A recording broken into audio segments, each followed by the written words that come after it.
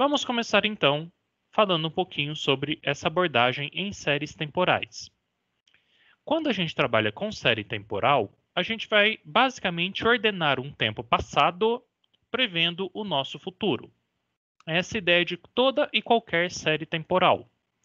Eu posso até plotar lá o perfil de demanda lá no Excel ou em qualquer outro software, visualizar esses dados para trás, esses dados históricos, e por meio deles imaginar quais são os nossos dados futuros ou qual é a melhor forma de prever esses dados futuros. Principalmente se eu tiver algum daqueles 4 parâmetros que a gente comentou na primeira aula de previsão. O parâmetro de tendência, ou de sazonalidade, ou de ruído, ou de degrau. Se durante a plotagem dos pontinhos dos dados históricos eu perceber que tem algum desses dados, eu já consigo vincular algumas das técnicas de previsão diretamente. Mas, de todo caso, a gente vai aprender várias técnicazinhas, são 8 ou 9 técnicas aqui durante as aulas de previsão de demanda.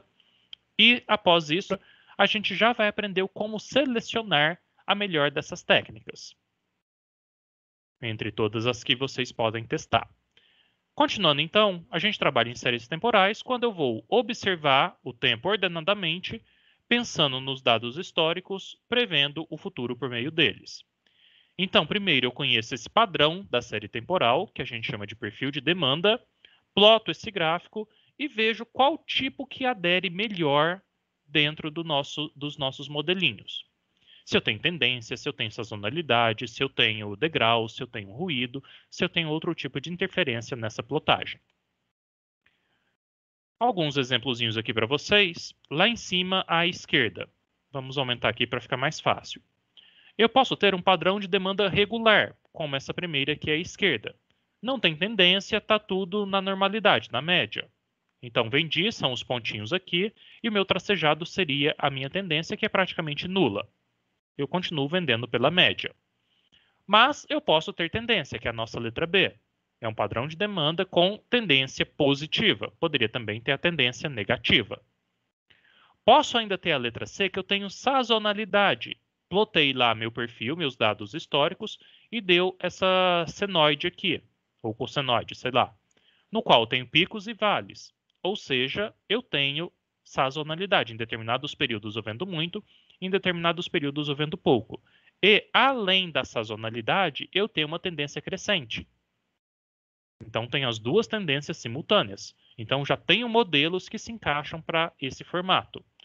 E tem padrões de demanda totalmente aleatórios, que eu posso tentar vincular algum desses modelos. Então, são várias formas que a gente pode estar lidando. Aqui embaixo também, outras formazinhas que podem acontecer. Então, a ideia de plotar o gráfico é entender se existem algum daqueles itens, alguma daquelas projeções dentro da nossa plotagem. Começando então as técnicas de previsão baseado em séries temporais, a gente tem duas que basicamente são chutes, entre aspas. Só que em vez da gente chamar de chute, a gente chama de outra coisa. O primeiro método de previsão tem até um nome bonito, método baseado em processo constante. Olha que bonito o nome. Como que ele funciona? Eu pego o dado passado mais um erro. Nada mais é do que isso. Então, eu pego uma média geral, um processo constante. Mês passado eu vendi 1.000 sacos de arroz. Mês retrasado, 1.000 sacos também. Mês retrasado, 1.002, vendi 2 a mais. Então, basicamente, eu tenho um processo constante que eu vendo sempre a mesma coisa. Para que eu vou fazer contas milaborantes para descobrir a previsão do mês que vem? Se eu vendo basicamente a mesma coisa todo mês, é essa mesma coisa que vai ser mês que vem. Só que eu ainda acrescento um errozinho por via de dúvida. Vai que acontece, tem um mês que eu vendo um pouquinho a mais, um mês que eu vendo um pouquinho a menos. Então, nada mais é do que um chute bonito, que eu trabalho com a média geral e chuto o mês que vem. Tem outro método que a gente chama de método ingênuo, que é a mesma coisa. Matematicamente, eu vou simplificar que o mês que vem é igual a esse mês. Então, a previsão do próximo mês é igual ao mês anterior. É um método ingênuo que a gente chama, também é um chute. Eu não estou calculando nada, só estou dizendo que mês que vem eu vendo igual o mês anterior. Já se acostumem que a palavra mágica de previsão em inglês é forecast. Então, previsão em inglês a gente chama de forecasting. Por isso que toda vez que aparecer o F, é o F de previsão, não é P de previsão, é F. Então, sempre as formulinhas que eu vou estar apresentando aqui para vocês, vai ter o F grandão, que é o F da previsão, do forecasting. Então, já temos dois modelos chutados, entre aspas, de previsão. Um que eu trabalho pela constante mais um erro, e o outro que é um ingênuo que eu trabalho, que a previsão do mês que vem é igual ao mês passado. Matematicamente, tem aqui as formulinhas para vocês, mas são modelos muito simplistas para a empresa que não tem um engenheiro de produção, vamos assim dizer. Isso daqui qualquer um faz.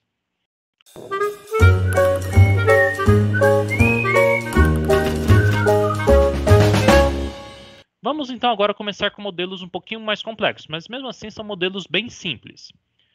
Primeira técnica de previsão que a gente vai trabalhar, a gente chama de média móvel simples.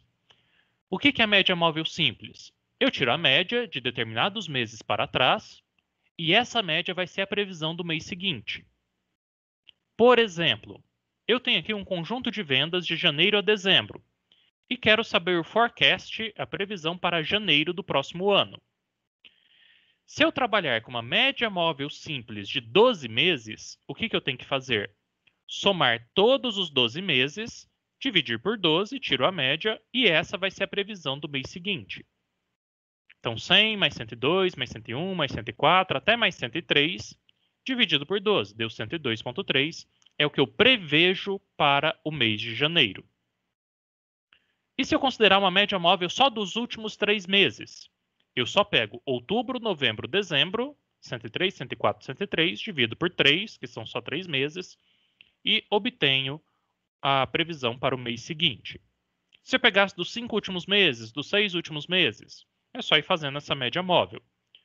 Bom, descobri as vendas reais de janeiro. Sei lá, tenho aqui, vou acrescentar uma coluninha aqui. Descobri agora que janeiro eu vendi 104. Qual que é a nova média móvel? O nosso forecast de fevereiro vai ser igual a novembro mais dezembro mais janeiro dividido por 3. Porque eu estou usando a média móvel dos 3 últimos meses. E por isso que a gente chama de média móvel, porque ele vai se movendo ao longo dos meses. É bem simplesinho mesmo, não precisam se assustar. A fórmula aqui é um pouquinho feia, mas o cálculo em si é só isso.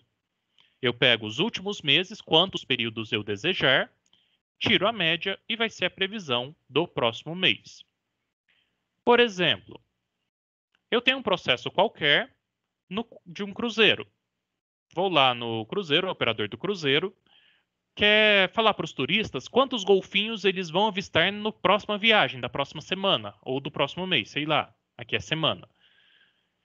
Só que ele sabe quantos golfinhos foram avistados nas últimas 5 semanas e quer dar uma previsão para os visitantes do cruzeiro da semana 6. Para eles já terem mais ou menos em mente quantas fotinhas eles vão tirar. Eles adoram golfinhos, vão tirar fotinhas de vários golfinhos. Nas últimas 5 semanas, eu avistei 403, 368, 426, 404, 362. Foi essa quantidade de golfinhos que eu avistei nas últimas 5 semanas. A pergunta é, usando uma média móvel das 3 últimas semanas, qual é a projeção de golfinhos que serão avistados na semana 6? Para calcular isso, é bem simplesinho. É uma média móvel de 3 semanas. Então, nosso forecast para a semana 6 é igual à última semana, mais a penúltima, mais a antepenúltima, as 3 últimas semanas. Tudo isso dividido por 3.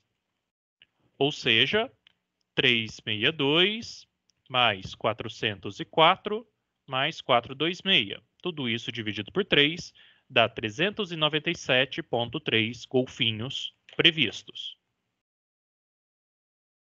Então, essa é a minha previsão para a próxima semana, que eu vou avistar 397 golfinhos no próximo cruzeiro que eu fizer, utilizando a média móvel de 3 semanas.